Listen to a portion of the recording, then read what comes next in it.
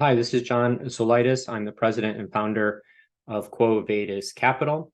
And in this video, we're going to recount a presentation on Domino's Pizza China, which is called DPC-Dash, which we recently gave at an investment conference in Cyprus. Before I get started, I'm just going to mention that this is not investment advice. This is not a solicitation.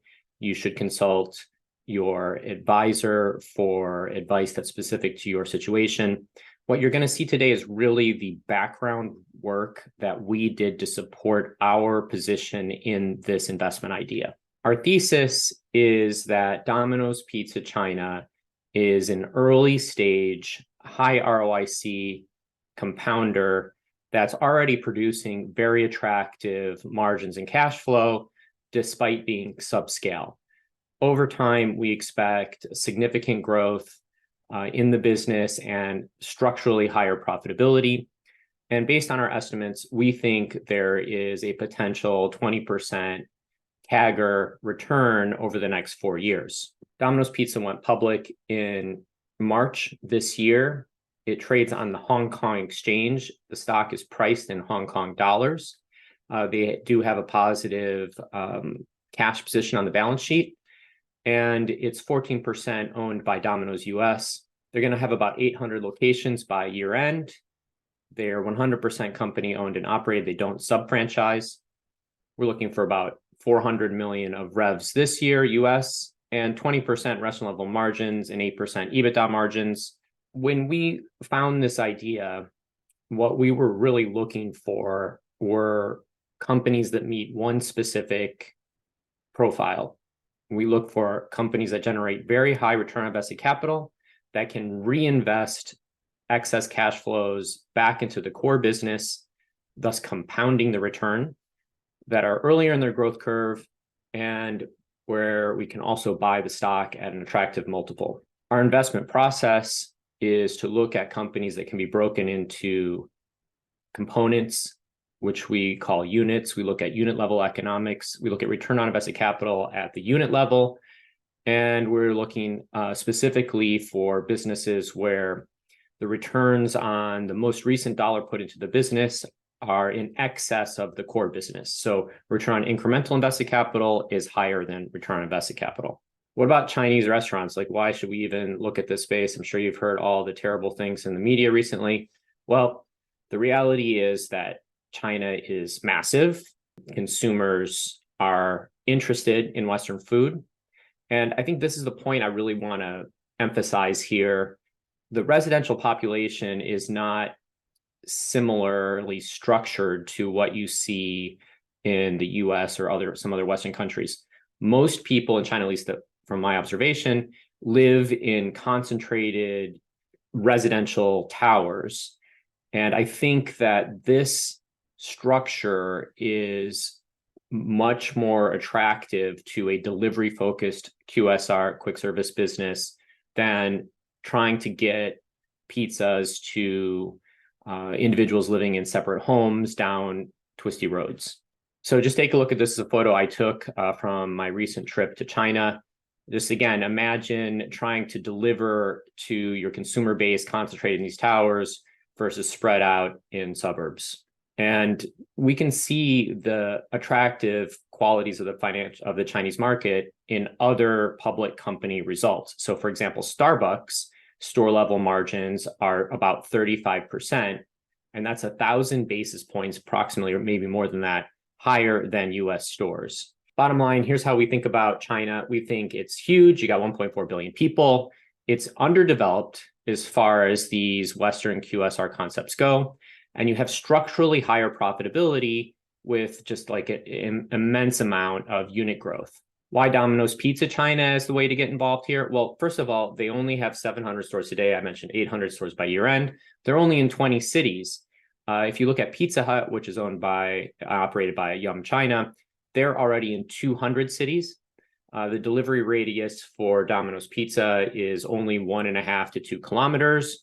So I think it's pretty easy to make the case that this business can be 10 times as big as it is today. And it's very difficult to find unit growth stories with a clear path to this level of growth.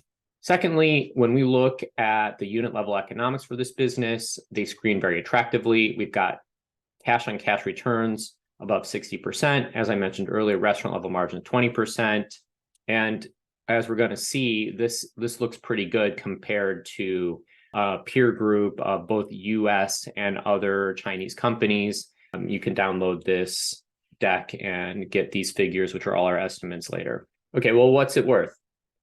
Based on our estimates for next year, it's trading about 2 times revenues and about 21 times on an EV/EBITDA basis.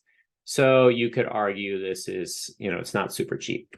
But this is really the key point of our thesis is that we believe that the restaurant level margin is currently depressed, but 20% is much too low for Domino's China. And we believe that over time, it's going to be significantly more profitable. In other words, the business currently is under earning, and therefore the multiples are overstated. So to back this up, the first half of this year, the company produced nearly 400 basis points or 4 percentage points of restaurant level margin improvement. We know that some markets are more mature, generating higher unit level revenues.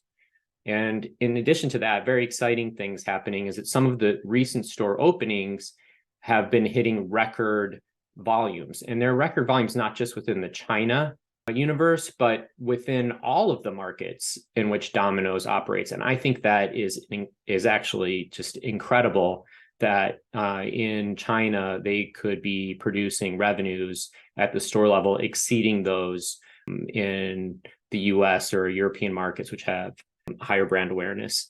So we modeled this out to 2028, 2 scenarios. One, we looked at a potential for stable margins where restaurant level margins stay about the same. And a second, we looked at slightly higher unit level volumes and an improvement in restaurant level margin of 300 basis points, 23%, and calculated what we thought the revenues, EBITDA, and EPS might look like in these 2 scenarios. And then taking these numbers, we created this matrix to see what the stock might be worth in these scenarios. We looked at a range of 12 times to 18 times EV/EBITDA. And so we present all of those here for you to kind of choose what you think might be the right multiple.